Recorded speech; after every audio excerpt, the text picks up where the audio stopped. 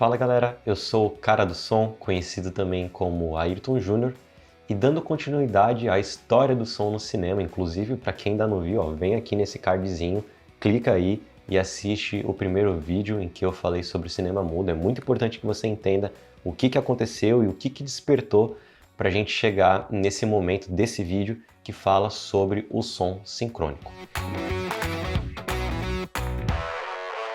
E só para começar esse vídeo, para vocês terem uma ideia, nesse período de transição do cinema mudo para o som sincrônico mecânico, foram registradas nos Estados Unidos mais de 200 invenções. Dessas invenções, fora outras, né, que foram tentadas aí ao redor do mundo, muitas eram parecidas e tinham problemas parecidos.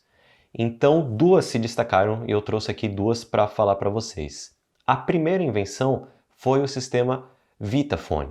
E para vocês entenderem como funcionava, eu utilizei esse livro aqui, inclusive eu super indico para quem quiser mergulhar na história do som do filme. É um livro muito completo, de onde eu extraio bastante parte das informações que eu trago para vocês. Então, livro nunca é demais, fica aqui a dica. Tem também esse aqui, já aproveitando já que eu estou falando de dica, a música do cinema, também para quem gosta da parte de trilha sonora que eu tratei lá no primeiro vídeo. Esse aqui também é incrível, ele trata só um pouquinho sobre a história do som no filme, mas ele mergulha mais na questão dos compositores que surgiram, né, no primeiro momento do cinema mudo e depois que já tinha som também sincrônico, enfim.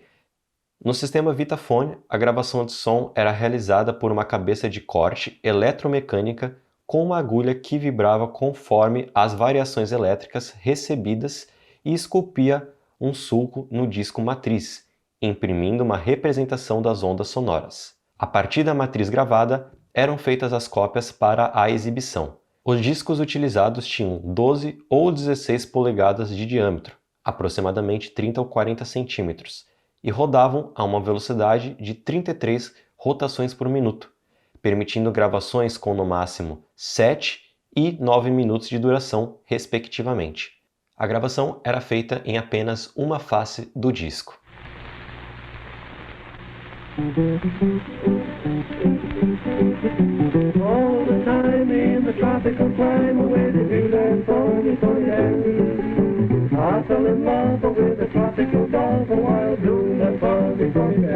O que acontecia com essa tecnologia, o Vitaphone, era que ele tinha um espectro audível muito limitado. Só para vocês terem uma ideia, o ouvido humano é capaz de ouvir da frequência mais grave, que é 20 Hz, até a mais aguda, que são 20.000 Hz.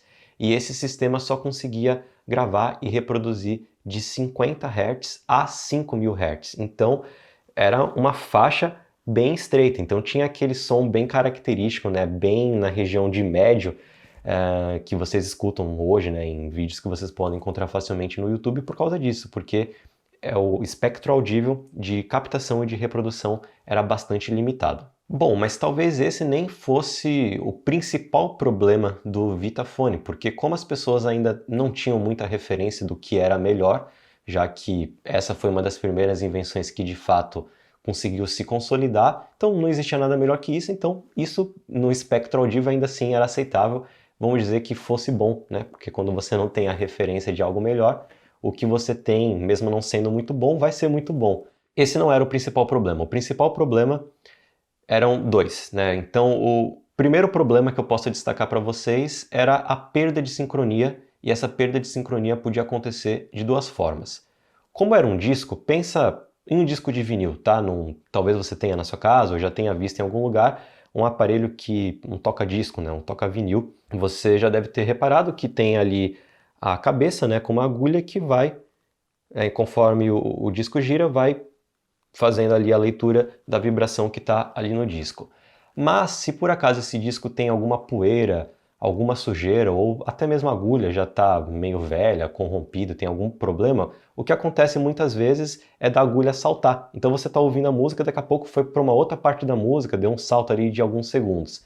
Quando acontecia esse tipo de problema do disco, né, tá danificado, já ia ter um problema de sincronia porque a imagem ia estar sendo projetada continuamente e em algum momento poderia ser que esse disco tivesse arranhado e pulasse lá para uma outra parte e que já não tivesse mais, portanto, a sincronia, não ia ter mais essa garantia. Uma segunda forma seria um pouco o contrário disso, que poderia ser um problema na própria película do filme. Então, se de repente a película rompesse, o disco continuaria tocando, né? Mas a película rompeu, você já ia perder ali a sincronia. Então, esses eram os dois principais problemas. Mas também tinha um terceiro problema, que era a limitação de gravação. Então, você só conseguia gravar até 9 minutos. Então, para um média-metragem, um longa-metragem, esse disco não era suficiente para a duração do filme.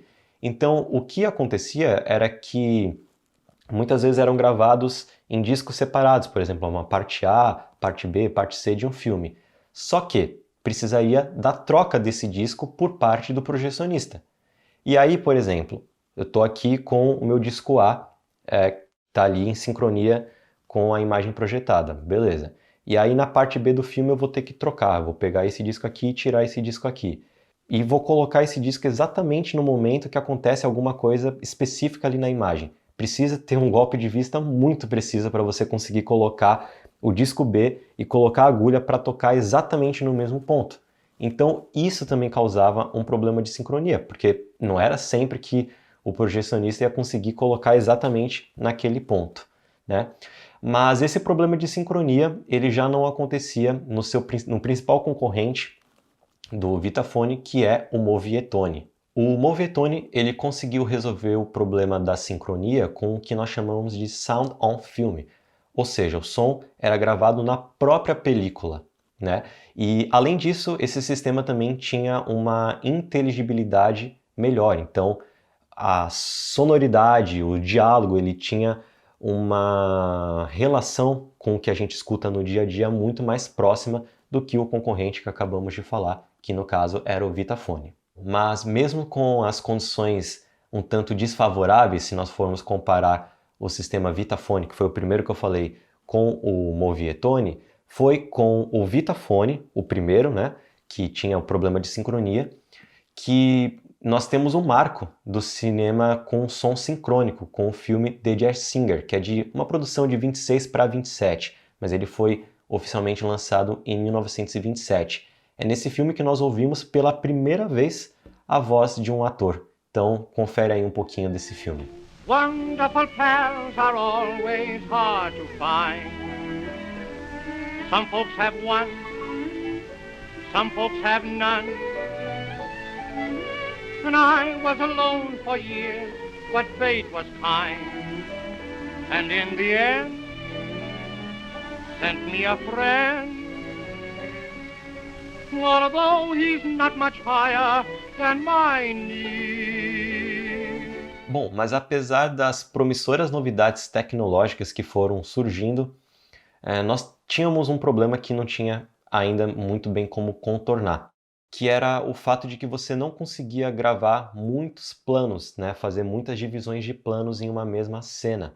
O que já vinha acontecendo no cinema, né? A linguagem cinematográfica já vinha se estabelecendo, essa ideia de plano cada vez mais sendo construída e difundida, mas com o advento das tecnologias de áudio mecânico em sincronia com as imagens, a gente começou a perder um pouco isso. Por quê? Porque você não tinha como editar o áudio. Então, como não dava para editar o áudio, consequentemente você não conseguia sair picotando uma cena em vários planos, como já estavam sendo acostumados alguns diretores a fazer. E um outro problema, talvez até mais grave do que isso, que não tinha como contornar, é que as câmeras e os equipamentos de luz, eles eram muito barulhentos. Então você tinha que colocar essas câmeras em uma caixa chamada de blimp, uma caixa de chumbo, para conseguir isolar na medida do possível os sons que esses equipamentos emitiam para que o microfone não captasse. Então, como era algo muito rígido, né, uma caixa de chumbo muito pesada, você também não conseguia ficar deslocando com facilidade os equipamentos de fotografia para fazer outros planos. Então, isso enrijeceu um pouco as produções, mas por outro lado, viabilizou uma qualidade melhor na captação do áudio. Mas como nem tudo são flores, essa história, né, de que eu conto um problema e logo em seguida conta uma solução, ela foi sim sendo feita dessa forma durante muito, muito tempo no cinema. Eu posso até dizer que eu acho que até hoje, né, a gente encontra um problema e pensa numa solução para resolver. Mas existia uma questão que era a crítica ao uso do som no cinema. O Charles Chaplin, que além de ator também era diretor, ele era totalmente contra o som sincrônico porque para ele perderia a pureza, né, a relação que o cinema tinha feito até então. Então, por exemplo, ele se recusou a fazer filme com som até meados de 1930. Então, como eu comentei, o primeiro filme foi 1927, né, com The Jazz Singer, e até 30 ele se recusou. E não só ele, muita gente fazia crítica, né?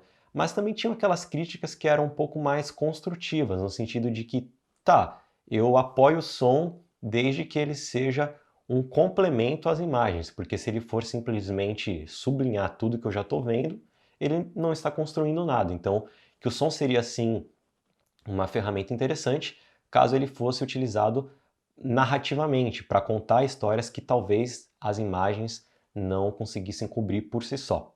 Então teve esses dois pontos, mas durante esse tempo ainda muita picuinha, vamos dizer assim, no nosso linguajar, né, nesse período de transição, de novos adventos tecnológicos e, portanto, desse ponto em que o som vai se firmar como coladinho ali com a imagem, como parte ali de toda a produção do filme e do audiovisual. Mas é claro que mesmo com tantas críticas, o que se seguiu a partir de então foram cada vez mais melhorias, cada vez mais tentativas de conseguir driblar os problemas. Então as críticas não foram maiores do que a vontade de conseguir melhorar as condições de captação e as condições até mesmo de reprodução do som. Mas esse assunto vai ser sobre o advento tecnológico, que aí vai ficar para o próximo vídeo. Então, se você está curioso, quer continuar assistindo essa série, aproveita aí, caso ainda não seja, se inscreve no canal, ativa aí também o sininho para vocês ficarem sempre sendo avisados quando nós lançarmos um vídeo novo.